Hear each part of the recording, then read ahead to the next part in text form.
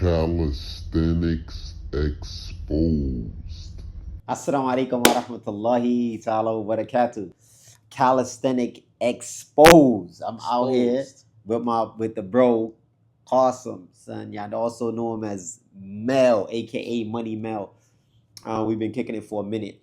So we're dropping this right on the Sell It on the BARZ page because we think it's going to be best, and we're going to drop countless videos just chopping it up and dealing with like bar history, but really from 2019 when I came into the game, like probably all the way up until now, and then we gonna kind of like get in the mix of everything.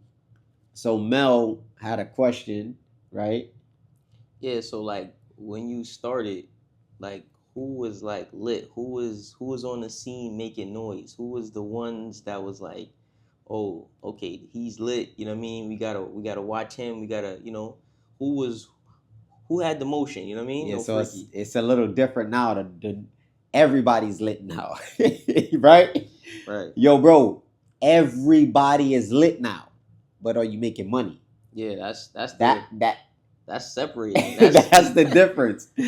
Everybody's lit. You can have 2,000 followers and get a 25 million view video, but that's how the algorithm works, and that's what Instagram did. When I first got on the scene, it was like 2019. Like I said, I met Snoop.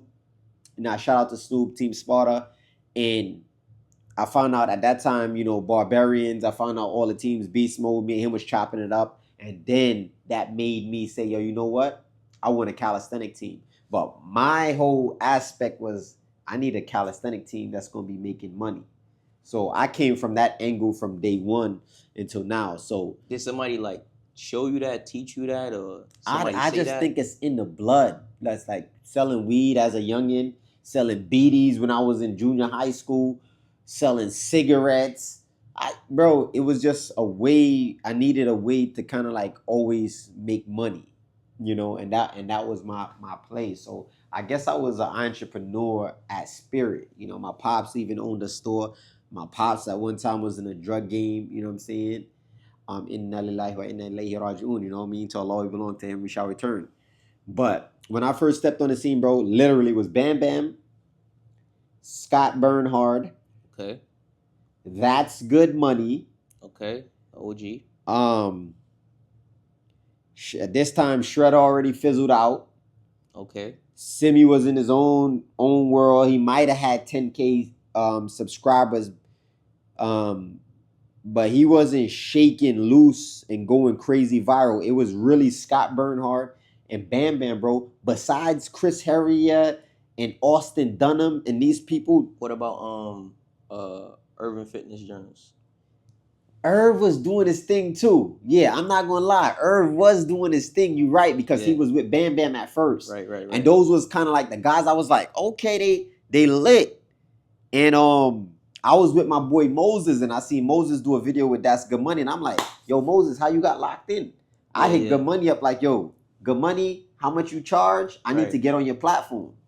But really and truly, bro, it was Bam Bam and Scott Bernhard. I remember when Scott Bernhard got his first 100,000 view video, and it was legs. This was like back when YouTube was giving out that bread. Right. You know what I mean? I had no... Changed up now. No money. Yo, bro. And it's No crazy money. because we spoke to Larry Wills, and he said, nah, on the contrary, they still giving out the same money, but they not giving out the money to specific niches. And not just specific niches. He mentioned like, yo, he said this, if you in the fitness, he's like, there's 3 different types of content. There's the entertainment content, there's the teaching content, and there's something called the evergreen content. He was like, the teaching content falls in between. Like, so if you're teaching people this, but the evergreen is more like the science base. He's like, if you into science-based fitness, he was like, you gonna get a bag off YouTube. But he was like, what you do? He's like, yo, you more so like, entertainment. He's like, you're not gonna get the premium ads. And like Larry, like when I tell you, and I'm mad I didn't get it on tape because he broke the whole joint down to a science. Yeah. You know what I'm saying? Gave the game out. Yeah, he gave the game. How many subscribers he got now? I don't know. I think like 3.3 3.5 million or something like that. But he probably cooking. billions of views. Yeah, but he's cooking, bro. He got a nice little gym out in Cali.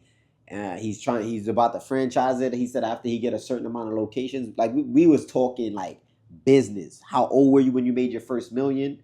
I'm 24. I said, have you ever had $1 million a month? He like $500,000, 700,000. I'm like, yo, that's from everything. He like, yeah, bro, that's from everything. So then let him know how old were you when you started. Let him know that.